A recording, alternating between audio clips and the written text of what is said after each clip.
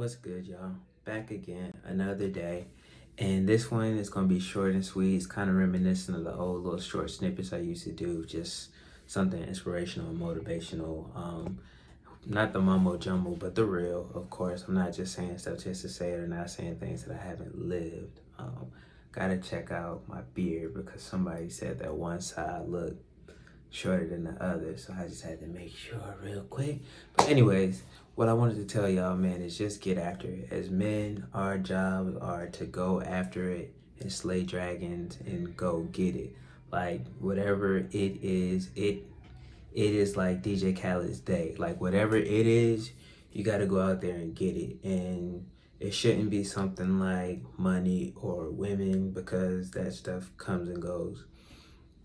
It should be something tangible like success, whatever success means to you, or glory, or, you know, fame. Fame comes and goes. You could be famous one day and then people hate you the next and then people love you again. So nothing like that. But it needs to be something tangible that you can look at and be proud of. If you look back on your life and you feel accomplished, then you lived a life that's worth living. For me, my thing is, just making sure that I, one, put myself in a better position, and two, I'm able to put my family in a better position.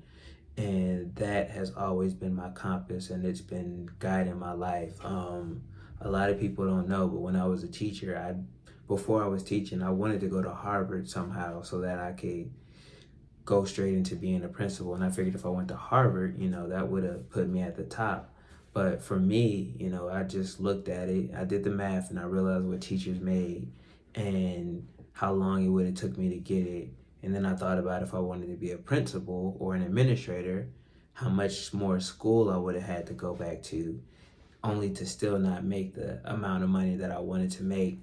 And then I realized that it was a scam.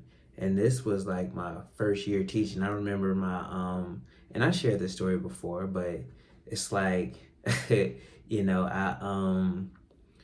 I was with my, what do you call them? Your mentor teachers. And they were just talking about how hard things were, how they were struggling.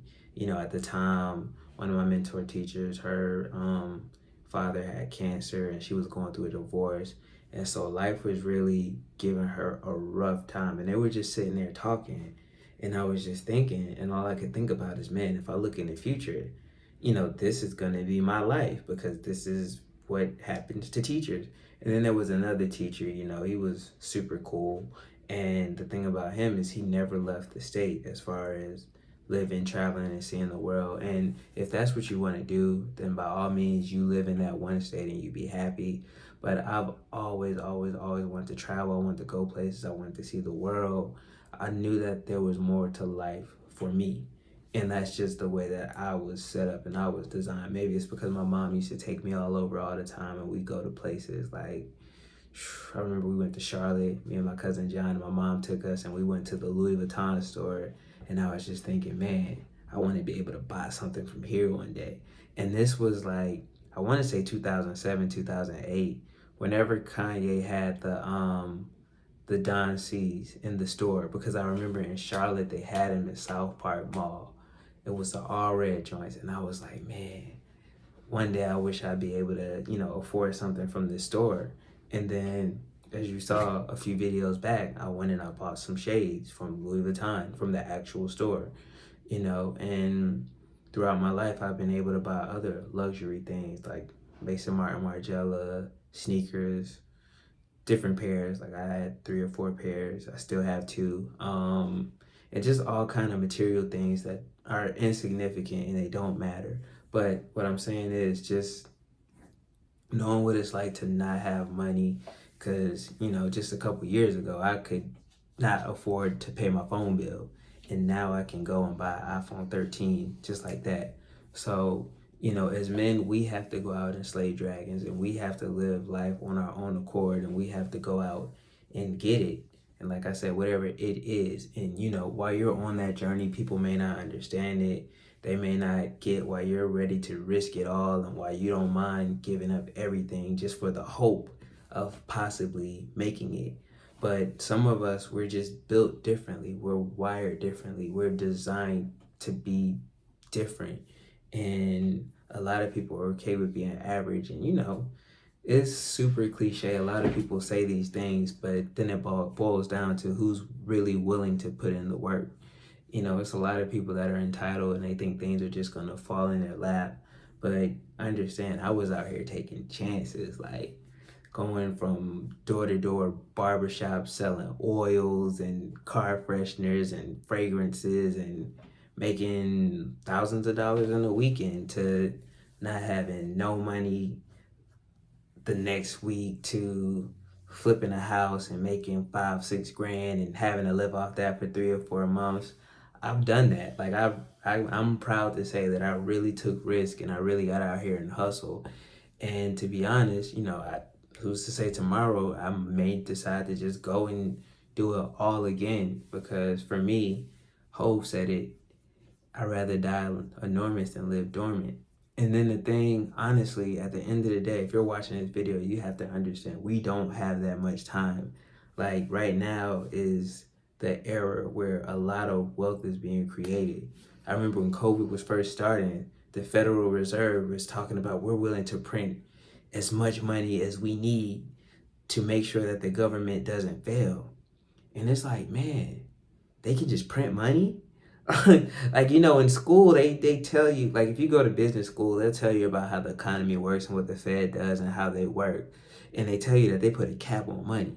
But when they said we can print as much money as we need to save the economy, that stuck with me. I never forgot that. And this was, what, 2 years ago now? We'll just print as much money as we need. And then all of a sudden, stimulus checks started popping out to get people to go back out shopping. And then you see all these big businesses getting these PPP loans and then getting forgiveness and paying them off. So there's an abundance of money out here. There's so much wealth out here. And we just have to figure out what we can do and how we can get to that money. And the reason I said we don't have that much time is because it's shrinking. Like, they're coming with new laws and new restrictions and new rules, and the access to making money that we have right now isn't going to be here in like 4 or 5 years. If you look back 100 years ago to the early 1900s, you had 4 or 5 wealthy people. It was Andrew Carnegie, it was John Rockefeller, it was the Vanderbilts, you know what I'm saying? These people at the top, and then you had everybody else. And then 20 years later, 30 years later, 1929, you have the Great Depression, and everybody lost everything. And then you fast forward 100 years, you have a few people at the top. You're Jeff Bezos, you're Mark Zuckerberg, you're Elon Musk, you're Bernard Arnault, and then you have everybody else. And, in the early 1900s, it was the Spanish flu. And now we have COVID-19. So it's like history, somebody said history doesn't repeat itself, it rhymes. So, who's to say that in 8 years, 6 years, no, 7, I'm sorry, my math is off, 8 years from now, or 7 years, depending on when you look at, we don't have another astronomical crash outside of the recession. And understand, a lot of us are still reeling from the recession. So, I don't want to get too deep and dark into this, but I just say, everybody needs to be fighting tooth and nail to try to get as much money as you can as quickly as possible, because we're really heading into a haves and a have-nots type world where either you got it or you don't. I'm lucky enough, I guess you could say, or unlucky enough, depending on how you look at it, to see my grandparents getting older. And, they're depending on other people to take care of them. And, I don't know how much money they made over a lifetime, but I know that they've been doing all right. So for me to see them be independent all these years and to see them, dwindle away and have to have their children take care of them, it's like, man, it's just, you gotta get as much as you can as quickly as possible while you're able, to make sure that when you get to these ages, you can age out and be old like a Warren Buffett or a freaking Bill Gates, and you're not dependent on other people to take care of you. Or if you're depending on people to take care of you, then these are people that it's a business transaction, so they're going to do the best because they want to get paid. So that's just where I'm at mentally. You know, I just wanted to holler at y'all.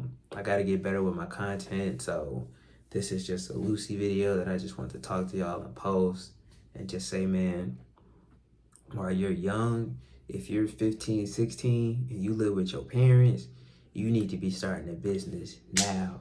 You know, you need to be looking at data mining and Bitcoin mining, freaking web design, whatever you can do now at 14, 15 in the crib. Instead of looking for a job, start a business and see what you can do. Like, one of the guys I work with, his son has a sneaker business and he buys and sells sneakers online in high school. No, he's not even in high school. He's 12.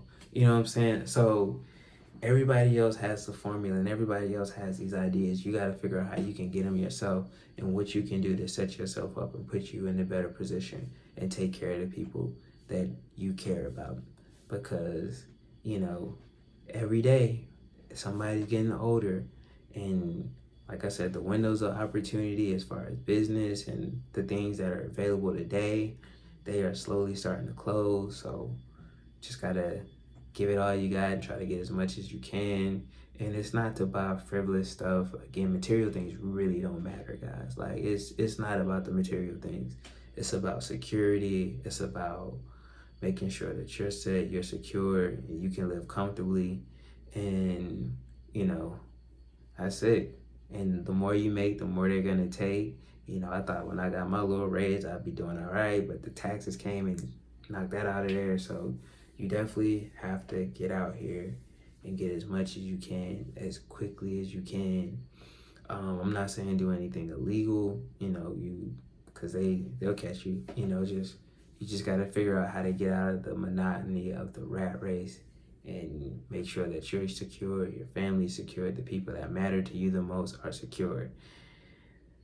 All right, guys, I think that's it. I hope it wasn't just rambling and somebody can take away something from this message.